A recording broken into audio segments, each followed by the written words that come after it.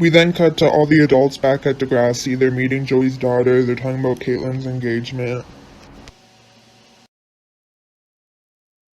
Degrassi Schools Out is continuously referenced in this episode because that's the last time we've seen any of these adult characters. Schools Out followed them after Degrassi High into their adult lives post-graduation. Because it was a TV movie, there's way too much for me to cover in this video, including the extreme foreshadowing in the movie. But it's important to know, so I'll sum it up quickly. Lucy throws an end-of-year party, everybody shows up. Their classmates Alexa and Simon are engaged. Lucy and Caitlin are supposed to go off to university or college or whatever in the fall together and be roommates.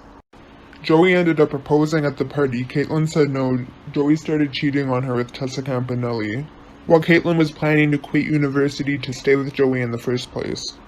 This created conflict between Lucy and Caitlin at the time because obviously she was upset her friend was going to quit university for Joey. All summer long, Joey ended up sleeping with both of them. Everything that he did with Caitlin, he did with Tessa. Everything he did with Tessa, he did with Caitlin.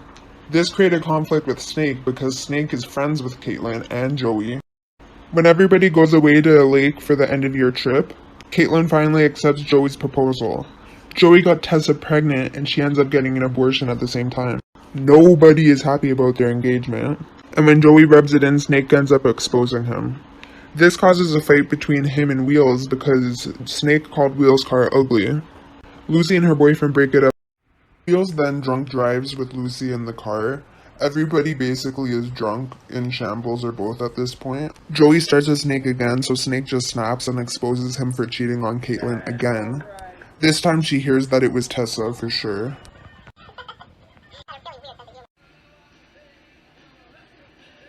You were fucking Tessa Campanelli? No. Don't lie to me again, I promise. Now Caitlin and Joey are in shambles. Tessa is in shambles. Snake is also in shambles. Because everybody's drunk, Stephanie and some other girl fall into the lake. And remember, Snake is a lifeguard, so he dives right in. Snake and Yick both save the girl. Meanwhile, Wheels and Lucy were in an accident because he was drunk driving. Then we time skip and Wheels is in jail. Lucy's still in the hospital recovering from the car accident. Her boyfriend Bronco is there when Caitlin gets there to give her flowers, and she actually gets to see her. We find out Lucy might lose her eyesight. The movie ends on a brighter note when we find out that Lucy is okay, which we see now. But Snake and Joey are not okay. They're not friends after this, especially because of Wheels. Joey's clearly still mad at Caitlin because he cheated on her. The kids play at the park and they discuss Emma's online boyfriend. Emma met on the net. I bet he lives in Scarborough and works at a video store. What is wrong with Scarborough? If you're meeting a stranger you met off the net, that could be really dangerous. He's not a stranger. He emailed me his picture. Being stubborn is a major trait of Emma's. The kids get distracted from the topic though by a water gun fight. Caitlin is trying to drop subtle hints that her fiancé sucks. Emma comes in with the most attitude ever because it's her room, it's her computer, and she wants to talk to her boyfriend. She really wants to meet him. She compares him to everybody in her life even though she never met him. Smart. And you've never had a boyfriend. I know. Maybe what Toby said about meeting strangers on the net being dangerous? Are you saying you don't think I should meet Jordan?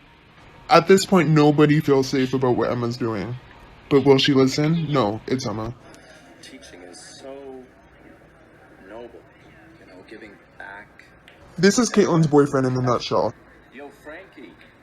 Yeah. We got red ones, we got big ones, and we got small ones. Joey's commercial comes on TV and everybody's delighted. That's right. At Jeremiah Motors, if you find a lower price at Gold. Bring me your old gold and I'll give you cash. Because lower price anywhere else, I'll give you the shirt off my back. Everybody starts laughing hysterically, even on the phone sunglasses guy. Even though he's so busy, he still has time to laugh and give input. Listen, listen to me. They're from a major.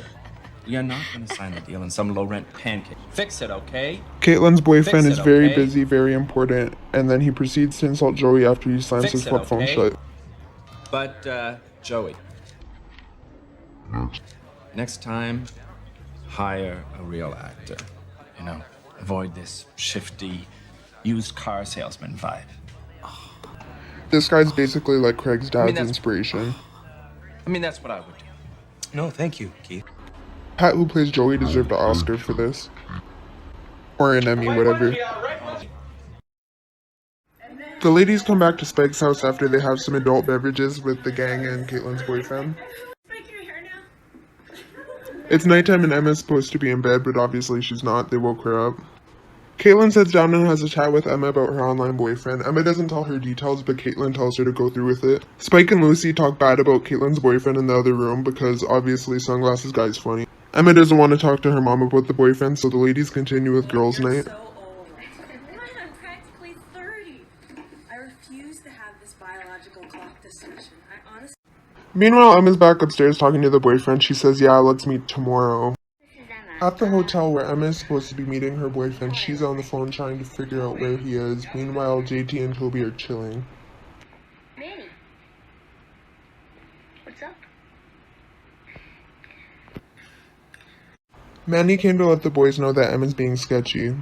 Meanwhile, back at Degrassi, Joey catches Allison talking to Caitlin's boyfriend, fiance, Sunglasses Guy. Keith, I think? I don't know. At the hotel, Emma's approached by an adult with a pizza box. He says that he's Jordan's teacher and Jordan's upstairs if she would just come up and have some pizza. Jordan's the online boyfriend, by the way. Manny and the gang are back at somebody's house. I don't know whose. They're trying to hack into Emma's email. Her username is Sparkle Spaz. That's funny.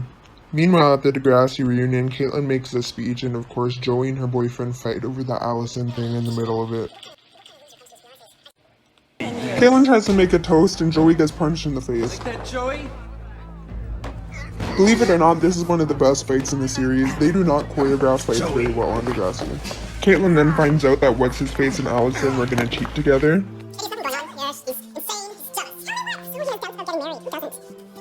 Back at the hotel, Emma puts 2 and 2 together and realizes that the adult is the same teenager, quote-unquote, that she was messaging. I leave out a lot of the hotel scene because I honestly believe that it could be a trigger to some viewers. Long story short, Emma ends up fine because her friends ended up getting into her email, finding out where she was with Jordan, and they end up going to tell her mom. There. His last message. He's at the Bartley Valley. There's a running montage, and then the kids find Emma's mom dancing with Snake. Meanwhile, Caitlin and Joey are in the washroom making up. Not making out, making up. Snake and Emma's mom, Spike, end up at the hotel. They find her. Snake chokes out the guy a little bit, which is nice to see. He's a predator. The feds show up, they arrest him. Don't forget, this is only the pilot episode. It's a 2-part pilot episode of Degrassi The Next Generation. Emma did not even start school yet. She's only 12. She's still in grade 6, technically. That's what's so confusing. You kept this guy a secret for 8 months. Why didn't you tell me? You know you can talk to me about anything. No, I can't. You're my mom, don't you get it? You don't remember what it's like being 12. You don't remember anything. Overall, it's a really good episode. They teach stranger danger. They show Emma and her mom bonding. It ends on a bittersweet note.